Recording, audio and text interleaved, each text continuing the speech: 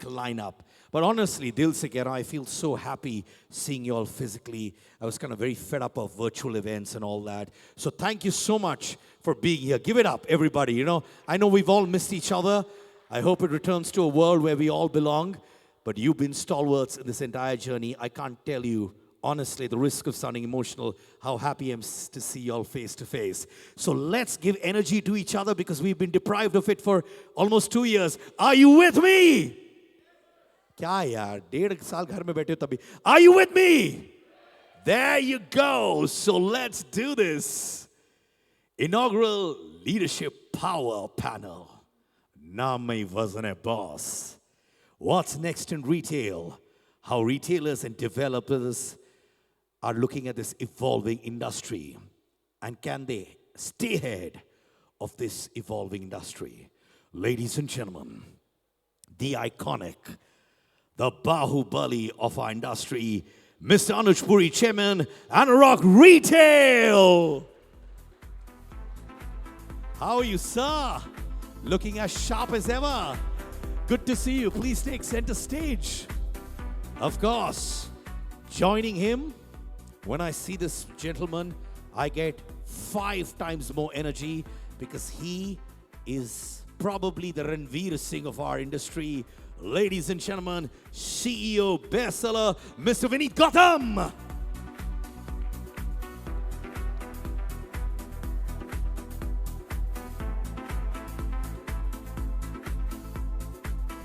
Ladies and gentlemen, up next, Arvind Brands Limited Chief Executive Officer, USPA, Mr. Amitabh Shuri. Good evening, sir. But this melody, not just a melody. I love the way you're taking Ashirwad of the stage. Oh, bulb fell down. I thought he was taking Ashirwad and coming. All right. Lakme Lever CEO, Pushkaraj Shinai. Hello. You are the one who fucked my own queen. Ladies and gentlemen, I've been told the drinks are on the house later on in this evening. If that motivates you to clap louder, please do. Come on, everybody at the back, give it louder. Now, Pacific Mall's Executive Director, Abhishek Bansal. Namaskar, sir.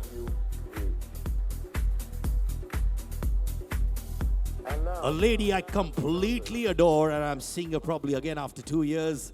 Executive Director, DLF, Pushpa Bekta. I recognized you even with the mask. Do you know this? Initially I didn't actually, but good to see you, Pushpa. So happy to see you. You doing well? Please, please. Unity Group, symbolizing the unity of our business. The owner, ladies and gentlemen, live and direct, Harsh Bansal. If there was the sweetest smile award in the industry, it would go to him. He's been smiling continuously. Give it up. So wave to everybody, sir. Come on. Sir, please. Thank you. CEO, Infinity Malls, Mr. Mukesh Kumar. Hello, sir. Welcome on board.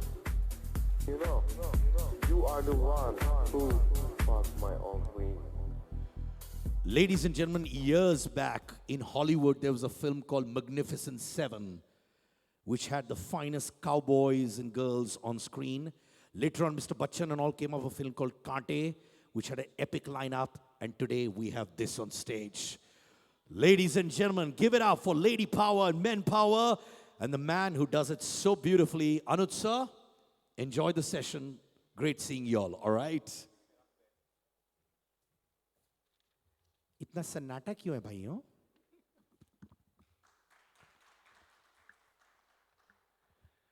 Very good afternoon. Siddharth, it's a very difficult act to follow you. So, thank you very much for setting up the stage. It is a delight to have the panelists here with me. And it is true what you said, Siddharth, that it's been a very long time since we met up in person. Most of us have got fed up of doing these Zoom meetings and Zoom conferences. After nearly 2 years, we are meeting in person.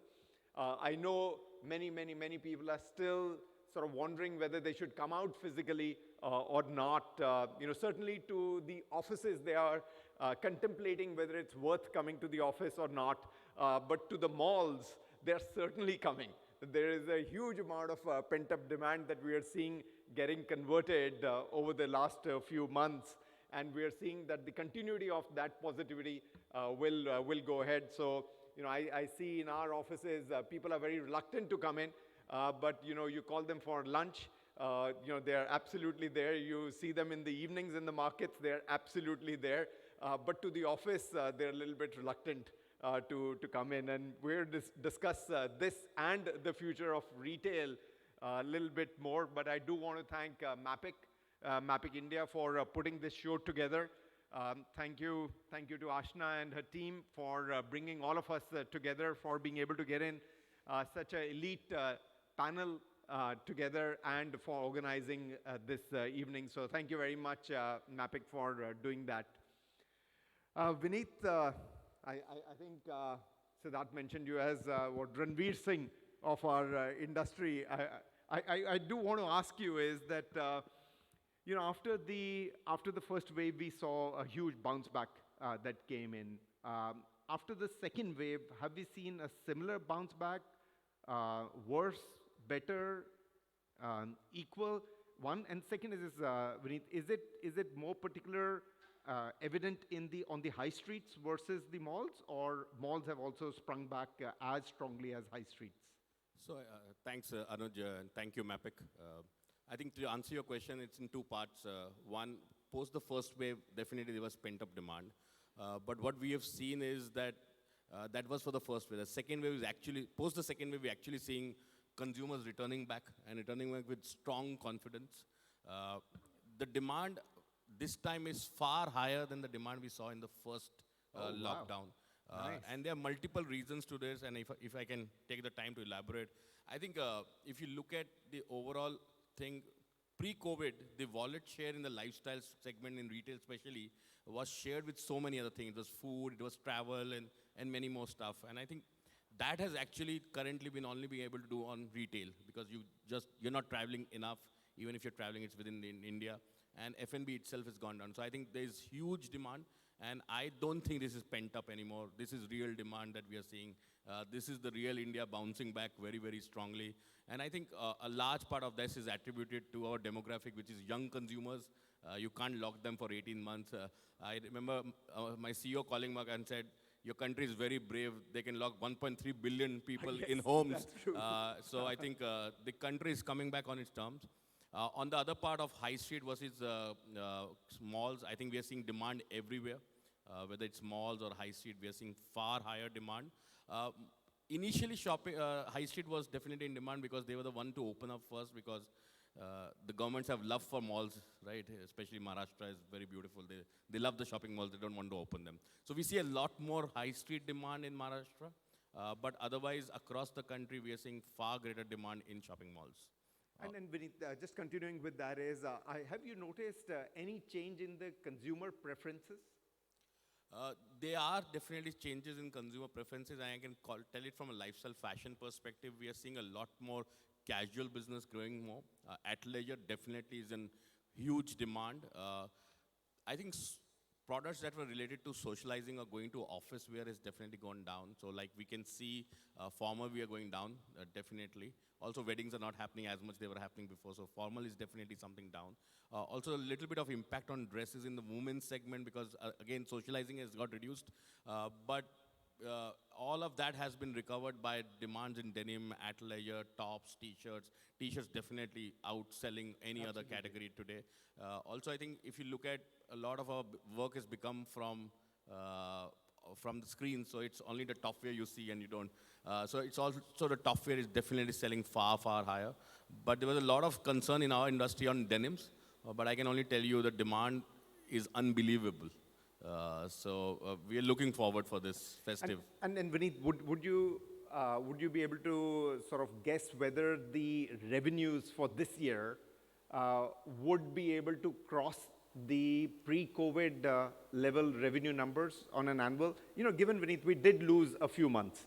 I mean, April, May was very bad, particularly for the north it was really, really bad. So I don't know whether in sort of 8 or 9 months you'll be able to recover and go up to the level of pre-COVID annual numbers. So I think if you look at like-to-like numbers, definitely a no. Like-to-like same stores will not report higher numbers. They might report almost 90% of the numbers that. Which is fantastic here. Yeah, that's what we are seeing. As businesses, because of a strong e-commerce and a strong retail, we definitely believe, and I can say for myself and few of my friends and colleagues I know in the industry, they will surpass 2019 numbers in any case. And I think the good part is that stronger brands have become stronger, and the weaker brands have become weaker. It's purely also about how have they managed the cash flows and stocks and stuff. Yeah. Today, it's not about demand. I think it's about supply. Can you supply goods in time to the stores or to the retail? That's the question we have to ask ourselves. And Vineet, we're seeing this as a structural change across all the sectors. You know, where weaker are the ones who are actually exiting and the stronger ones are consolidating. I mean, even in the real estate sector, if you were to look at it, you know, I was speaking with Mr. Deepak from Gulshan Homes, and you know, we were saying is that even in the real estate fraternity, we're seeing is that the weaker ones are exiting.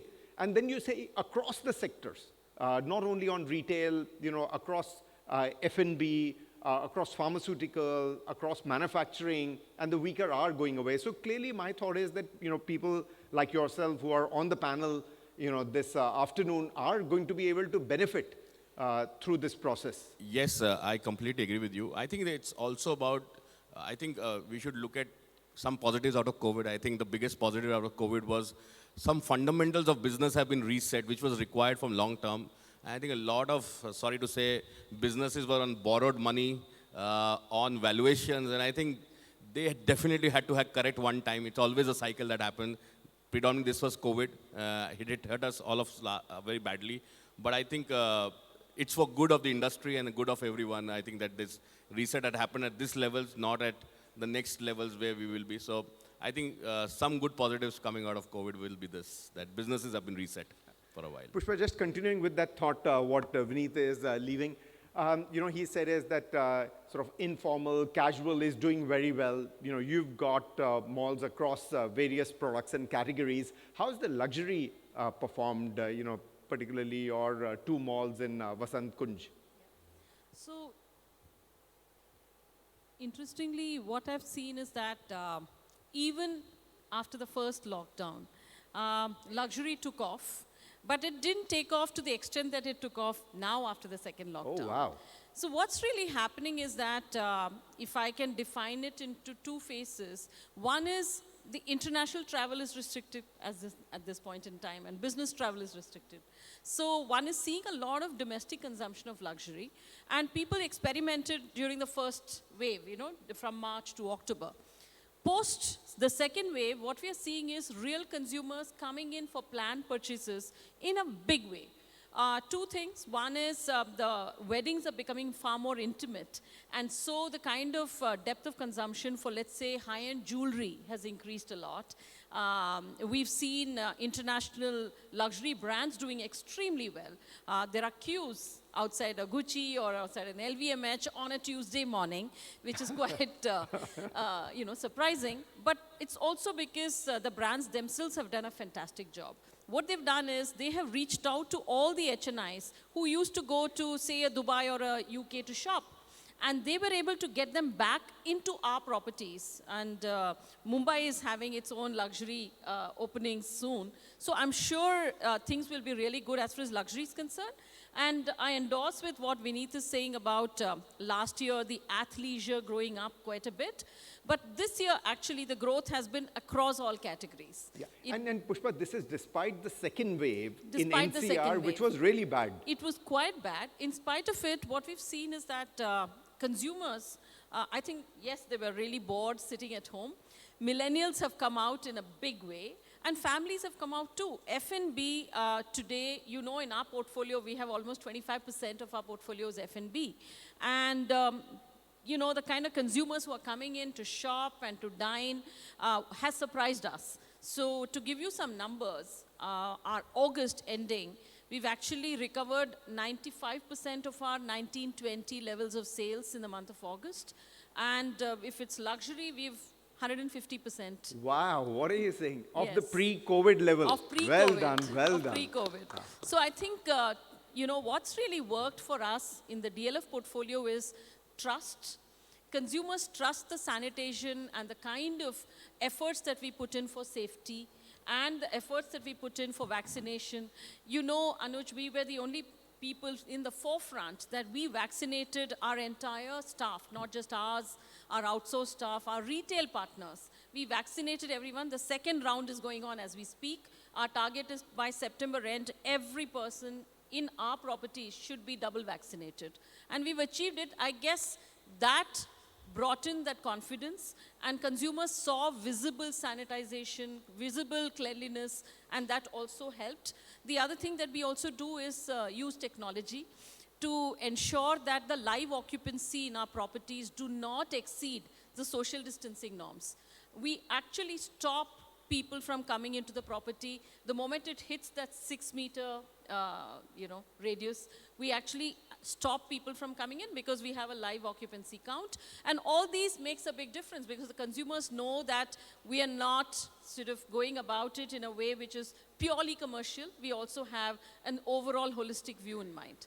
I think these were the reals. Pushpa, two quick questions. One is this, thing, and it is really for the multiplex guys to answer. But given that you are a very large, landlord for the multiplex guys, and we're seeing that the OTT platform subscriptions have really risen in the last few quarters. What do you think is going to happen once the multiplexes are allowed to open and there are big movies coming in? Yeah. Do you think that people are going to go back to the multiplexes, or you think that OTT platforms are here to stay and only on a special occasion we're going to see people come back to these multiplexes? Interesting question. In fact, I have been talking to all our partners. We have around 38 screens, so it's a credible business for us. Two things I hear. One is that the occupancy today in the Delhi NCR space is 8 to 10%. Yeah. And not beyond. And it used to be 35%. It's not beyond that. Big blockbuster releases are happening. We believe that it can go up to around 15 to 20% during the season.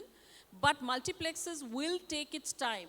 And I would give it another 8 months before it reaches anything near the pre-COVID levels. Not before that. Not before that. Not before that. I don't see that happening because the consumers, two things. One is, of course, the OTT has been very aggressive. For example, Bell Bottom got released after 14 days of the big screen release. So everyone who missed it saw it in their big screens at home. So that window has shortened quite a bit. So content now has become highly available, and different kinds of content is coming. Also, OTT itself is generating such good content. So I think Bollywood has to, and Hollywood has to see movies in contents in a slightly different way than what they used to. And different kind of formatting has to be there to bring people back. My guess is a year from now is when we should see something different. Wow. Yeah. And on the F&B, what's your thought? Because we heard that there was a lot of churn in F&B. The small F&B guys were not able to survive the onslaught of COVID.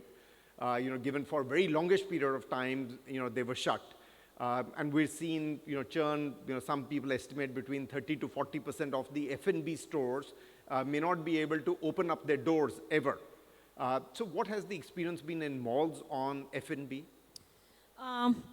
Anuj, you know that since we have curated almost 230 of our spaces are F&B, and we've done that very consciously to create more lifestyle and more of a community spaces in our properties.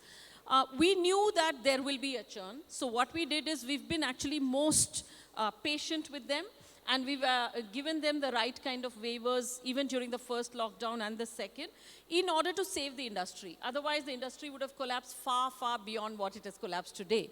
But in spite of it, what we did is we actually used this opportunity to churn out the weaker players and as products. If the products are weak, irrespective of COVID or no COVID, it's not going to work. So we actually utilized that opportunity to do so.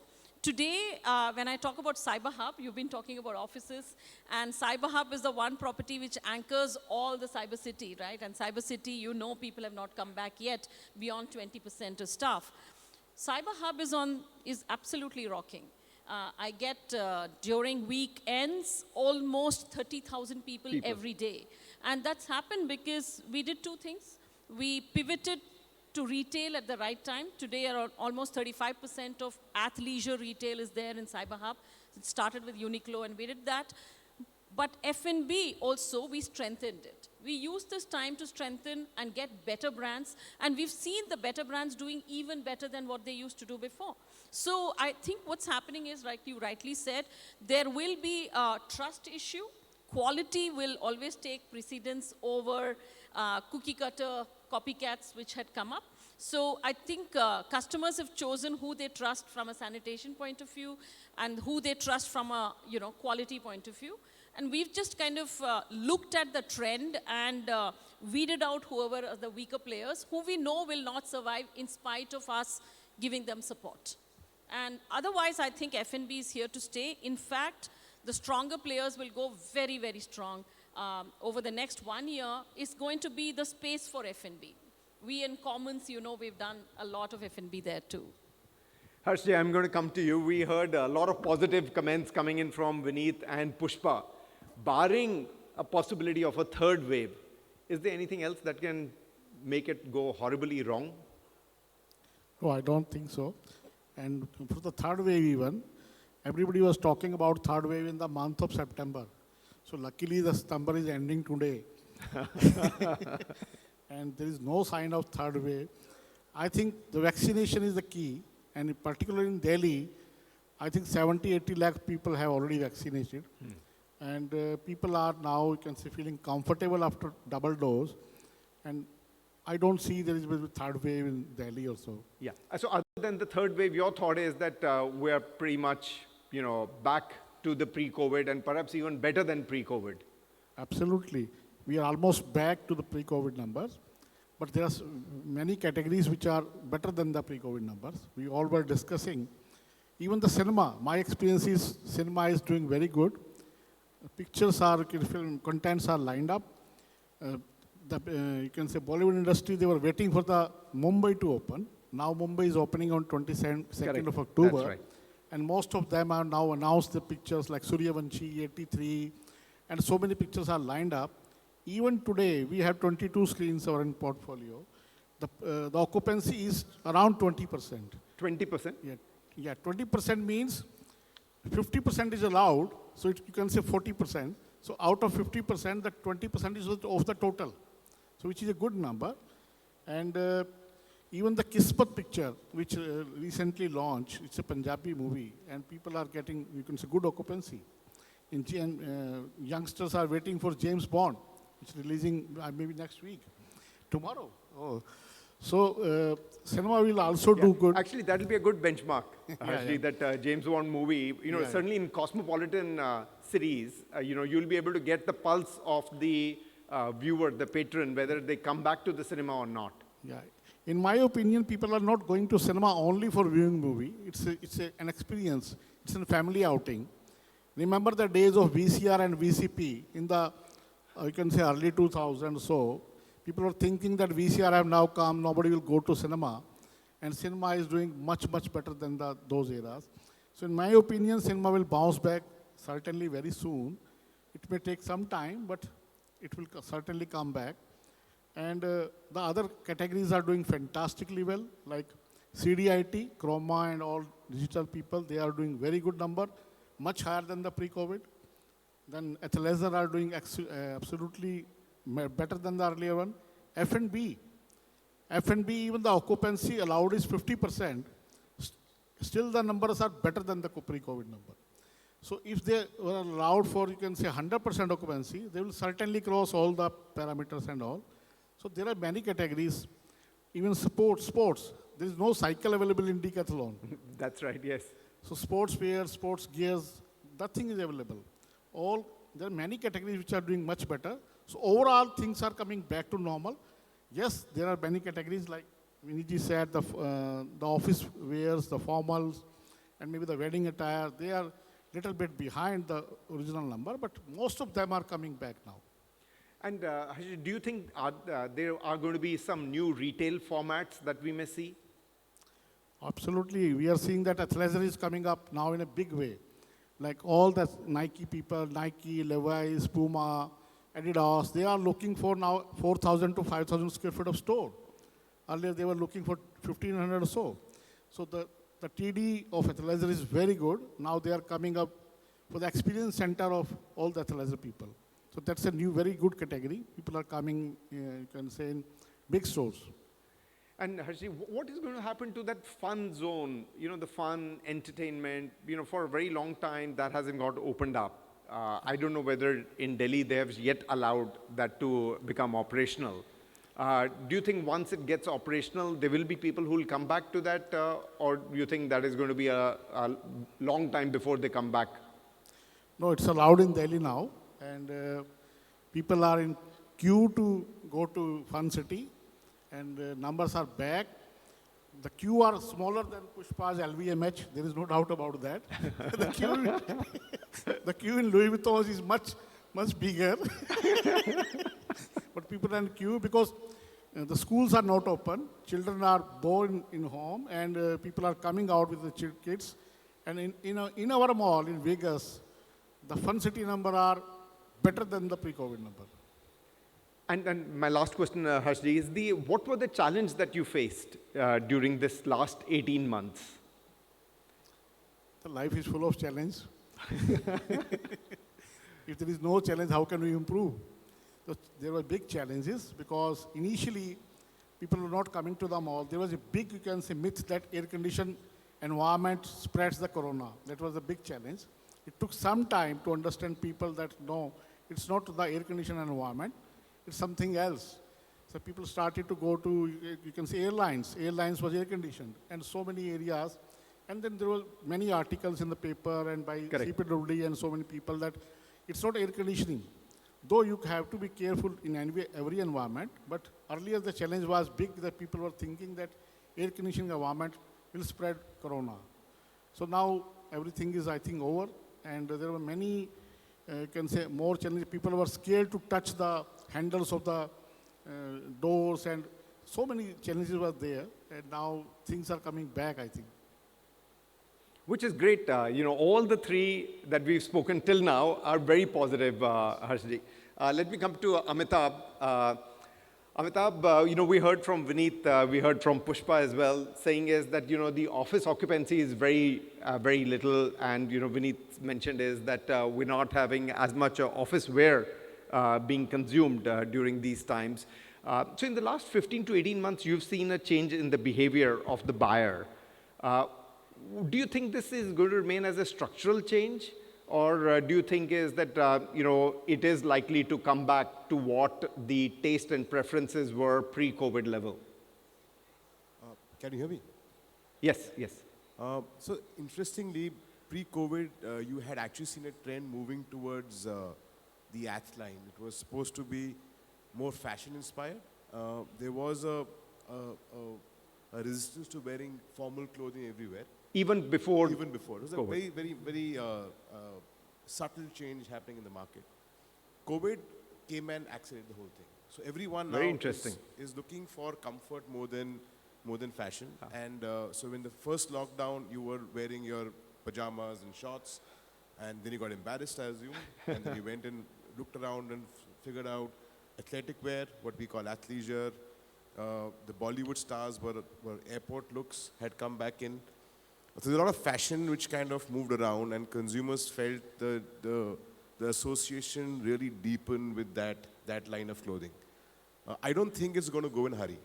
It's going to stay for a while because you've actually got comfortable wearing trousers with elastics. And on the it. acceptability of that in a much more formal environment is also there now. Amitabh, perhaps maybe, you know, earlier the acceptability may not have been as much. Today, as you rightly said, is that the trend had been changing even before COVID. It's only accelerated, and in my opinion, also made it more acceptable.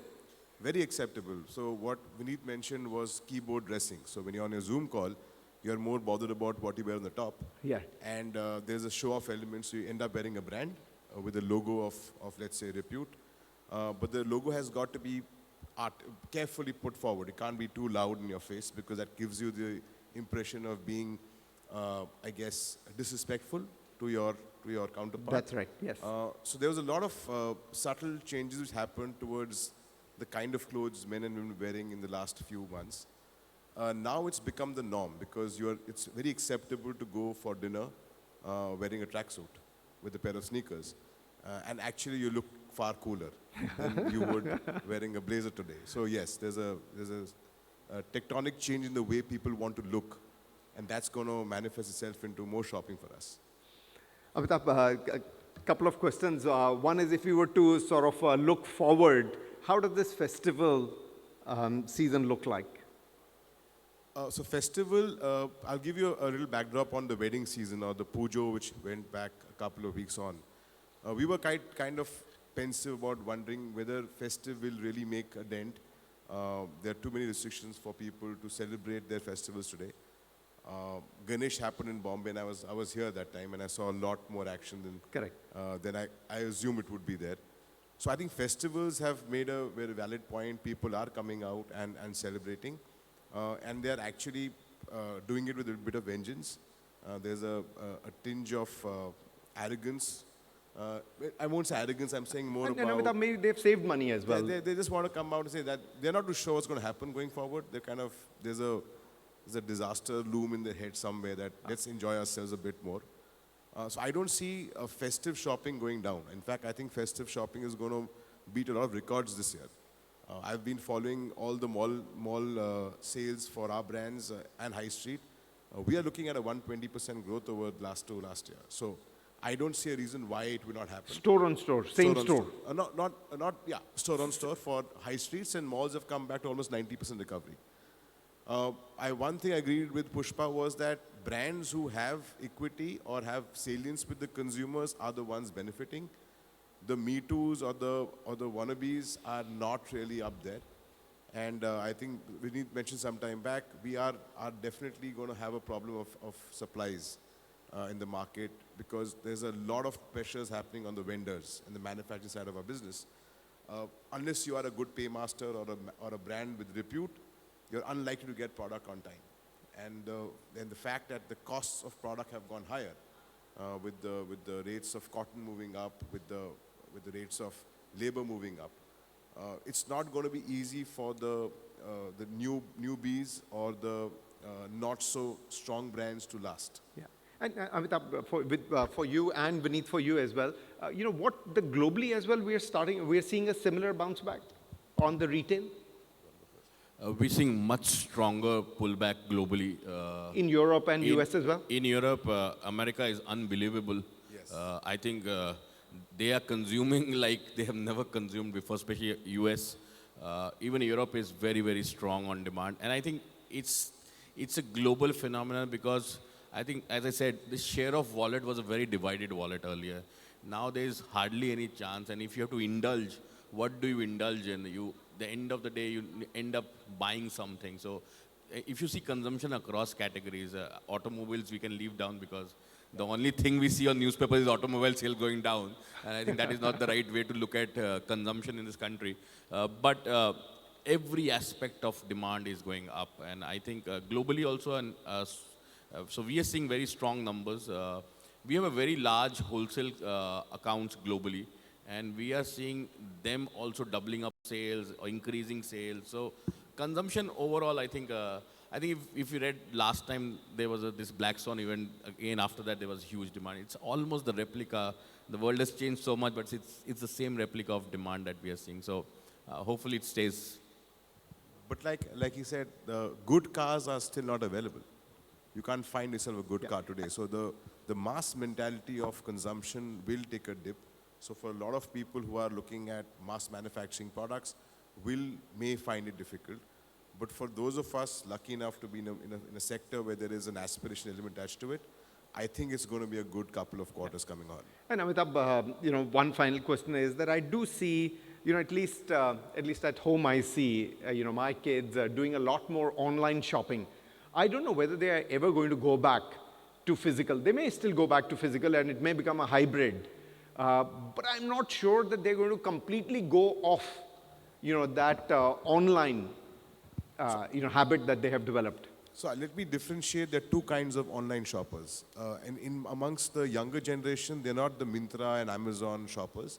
They are the ones who are looking for experiences. So the younger lot of consumers have a very different equation or relationship with the brand. They're not hostage to a brand.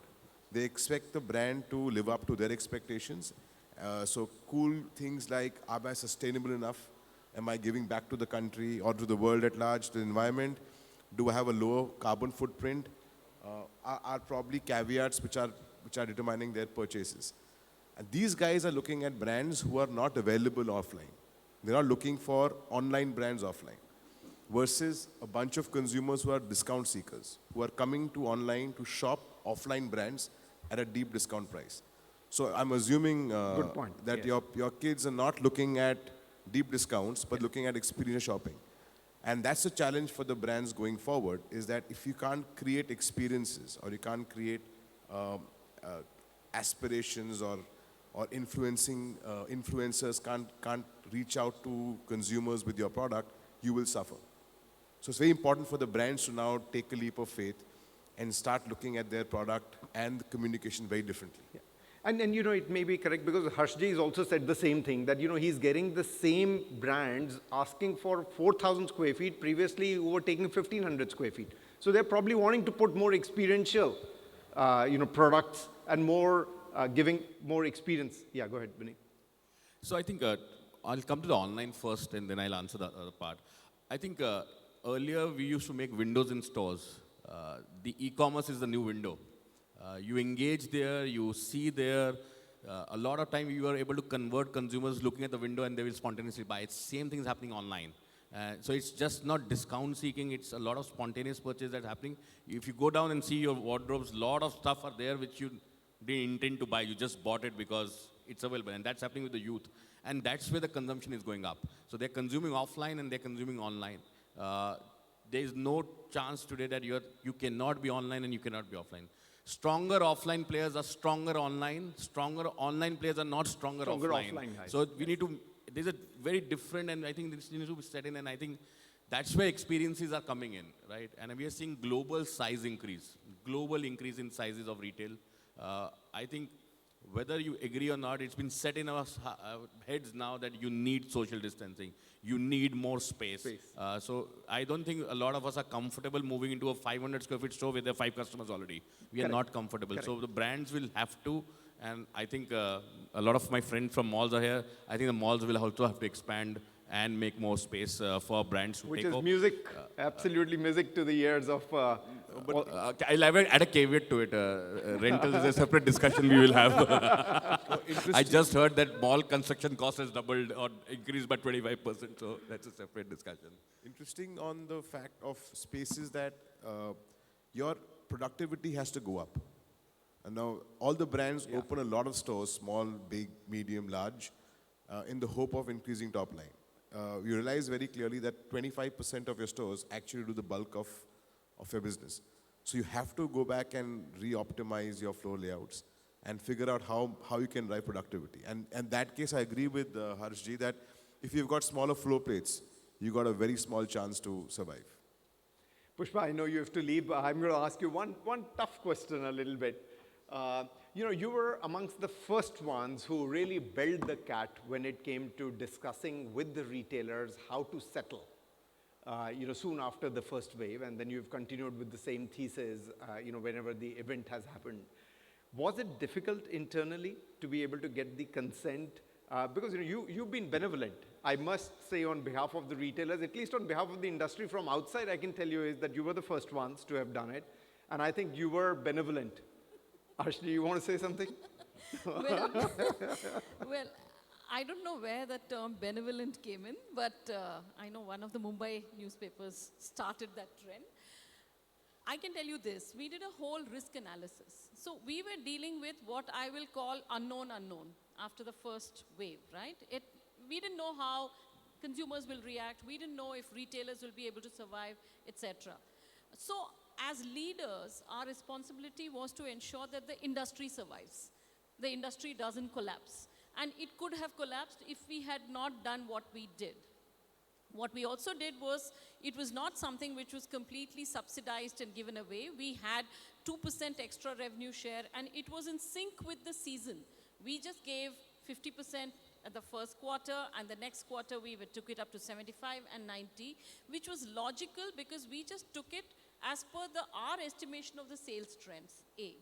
Also, we looked at the risk analysis and knew that if we did not do it, then 40% of our portfolio will collapse. We didn't want that. We wanted to sustain it. So we took a leadership stance, and rightly so. And once we did it, was it difficult to, as you rightly asked, convince internally? Frankly, no, it wasn't. Because it was very well researched and well presented. I still remember I had 3 sessions with the shareholders, and they all heard with pin drop silence for 1 hour of whatever our analysis was and what we thought we should do in order to ensure that A, we gain the right leadership stance we take, and secondly, we also gain social currency. It makes business sense. Just like safety makes business sense, even this makes business sense in the long run, you know. And we knew that if we had otherwise just negotiated, and negotiated very hard in a non-transparent fashion, say we had talked differently to A group and differently to B group, without naming anyone, word gets around, there's a lot of bad There would have mouthing been that a lot of happens, heartburn. and a lot of heartburn. And moreover, it would also waste a lot of management time, just firefighting. Here we wanted to actually firefight to get the consumers back. So our pitch internally was, let's fight the battle of getting consumers back. Let's look at the tenants as our partners and take it forward from there and take the hit. And we all took the hit, and I think the rest is history. Yeah, no, I must compliment you. Great job on that. Great leadership position you took, Pushpa, and you and the team led the way for others. I know you have to leave, so we'll excuse you. Thank you so very much. Yeah, thank you very much. Thanks. Thanks a lot. Thank you, too. Abhishek, I'm going to come to you with some sort of interesting data points. So I'm told that the customer who's coming in, the average spend that they are doing is far greater than the pre-pandemic level. I mean, is this something that you had expected that was going to happen? We had because 60 or 70% of the foot traffic is doing 90% of the business. So it only made sense that the ASP is increasing. But having said that, it's not only that the people are spending more money, the product cost has also increased that much. So if something was costing 1,000 rupees, has almost gone up by 15-20% on its own. And of course, the customers also increased the spend. And that is why you see the 800 or 700 rupees ASP that a shopping center used to get is touching 1,200 or 1,400 rupees. And Abhishek, when 23rd March 2020 happened, and on the midnight, everything was shut, and then for several weeks, several months, in fact, it was everything shut. What was going on in your mind? So the first thing that the family got together and decided कि अभी mall बंद है तो renovation क्या कर सकते हैं? क्या बात है? क्या बात है? Because nice. that was the only time that we would get when there is nobody to disturb us. Nice. So of course during the lockdown you can't have much of labor movement, but that was the only discussion we had. And we, for example, we changed the stone of the full atrium floor, which is impossible when you have an operating center. So we got people in after the lockdown was lifted and the malls hadn't opened yet, and we changed the whole thing. And similar to that, a lot of other things. So that was the discussion we started having the moment lockdown happened. Amazing, huh? I mean, you are definitely a rich man to have had that discussion during the peak of the lockdown. Abhishek, what were the major operational challenges when you opened up the malls that you encountered both during the first wave and the second wave? So the thought process before opening was, will the people come in? Everybody was asking the same question. Everybody is scared, and it was the fear of the unknown. So all the webinars that used to happen during lockdown, the common question was, will the people come back? because also it was related to the rent relief that you are going to pass on to the retailer. And surprisingly, which was a good surprise, there were more people than that we could handle. And the second We time saw around, the videos yeah. that went viral of your malls. And second time around, it was much, much more than that. So I think the challenge really was how to control the crowds. And once the lockdown was lifted, we had to make sure that all the doors of the shopping mall opened very quickly. And none of the retailers downed shutters or any other format down shutters. I think that was a bigger challenge. And then going forward, Abhishek, you are continuing with building up new malls. You know, you've taken a lot of the DMRC projects in Delhi. Are you finding any challenges as you go into the leasing mode for those places? So one challenge, of course, is all these acquisitions have been pre-COVID. And from pre-COVID to now, the good thing is that consumption is increased. So I am seeing that in the next couple of years, the trading densities of all my malls will also increase. So that's the good part. But the difficult part or the challenge is that pre-COVID to now, my cost of building a shopping center has gone up by more than 25 to 30%. Vineet, this is for you. Amitabh? You missed that, yes. I will let him complete, I'll answer it. So maybe it makes up for it. The trading densities are bound to increase, and we are seeing that. It's the proof is there. But also the cost of building shopping centers has increased, which, I mean, we'll have to take in a stride. You can't do much about it. But the silver lining is that the customers are coming back. The spend per person has increased, thereby the trading density increasing. Yeah. I mean, So I think he's right. Cost of everything is gone up. I think I don't know where these inflation numbers are coming from, because they don't show us that there's inflation, but there's real inflation in this country. But I think as being partners, I think we'll have to get it from the consumer's pocket. And I think good part is that the industry is reset discounts. And I think that is a very, very, you will see, I know we were speaking a while back on e-commerce discounting 50 to 90, but what you show and what you do now are two different things. And I think almost all brands have reset discounts. So I think realization is improving, and I think that's why the ASP has also gone up, because a lot of brands are far lesser discounting than what we were doing earlier. And the consumer is ready to pay today. So I think it's a good silver lining there. The number of days of discounting is also reduced. Is also which reduced, which is great. Ah. Which is great, because the customer had gotten kind of used to shopping in those few windows of discounts. So which now when they realize that those are shrinking. yeah. Just a quick last one. I know we're going to run out of time. Is tier 2, tier 3 experience? I would peg them a little bit over metro. And I was just sharing inside here that Dehradun is only 50% operational as per the government norms. And even with 50% occupancy, we're doing 100% of pre-COVID numbers. What are you saying? Yeah. So Wow. that's the kind of firepower that the small cities have. If you have the right product and if you can service the people well. And it's not like my footfall is 100% of pre-COVID. My footfall is also 70 or 80% of pre-COVID, and I've crossed the pre-COVID numbers. So the smaller towns are going to be a Outstanding, bigger surprise Outstanding. for everyone, be it a developer or a retailer. Well done, great. Yeah. Pushparaj, I'm going to come to you, a difficult segment, the saloon segment, and you know, given that there were not as many parties, we were not going to the office, there were not as many social gatherings, did it have a huge impact on the saloon business? So if I look back, certainly, but I'd like to start first with the silver lining, Anuj. So as we end September, we will end in pretty significant double-digit growth over 2019. Nice. You know, And many of September my- 2019 had opened, September 2019 was pre-COVID completely. And absolutely. so you would have gone past that, is it? Yes. So September we will not recover for the 3 or 4 months that we were shut, but we are not looking at that. We will be at strong double-digit growth. The footfalls are single-digit negative, but we are more than covering up by a higher bill value growth.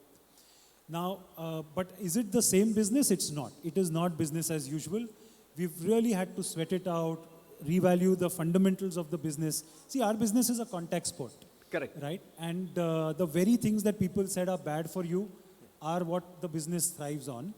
I think what really stood us in good stead through this, very tough, trying time is that we went back to our core values, and every decision that we took, we didn't know whether it was right or wrong at that point in time. We just took our two core values of people first and customer obsession. And we said, let's just do what is right for this, right? We are at the cusp of this India A and India B. In forums like these, we end up talking a lot about this India A, 20,000 USD per capita income type of consumer. But in our situation, it's very important for us to take care of our experts, right? Our experts are our brand, our experts are our proposition and everything. So throughout the lockdown, we ensured that not only did we take care of, the usual stuff of their health, rushing medical emergencies, vaccination and all that, but we used the time, like, you refurbished your malls. We used that time to refurbish their skills. Every expert on a lockdown day went through 4 hours of training. That did two things. They didn't have this thing in their mind, what is going to happen to this industry? Because obviously, if Lakme was training them for it, we are investing in them, then, we are optimistic about it, right? It also ate up, their 1 GB of data that they had on their prepaid, so they couldn't sort of, read their WhatsApp, those, really sordid sort of death is around the corner type of messages. Correct. So I think first we took care of our team's, sort of health, mind, and skill set. Two, we went to the experts. We had a panel of doctors, the global head of occupational health came in. We had a very stringent, customer journey. Safety suddenly became number 1, right? Typically it was number 5 on the priority list. It became number 1. And you'll be happy to know that 97% of our customers said that a Lakme salon is even safer than my home. Wow. And we were waiting for them to say it. We had worked hard for it. And then we went to town with it, with a proposition saying, your beauty comes second, your safety comes first. And for a beauty brand to say this, especially from a Unilever stable, that's a big thing, right? So I think partly it was serendipity, partly it was staying true to values.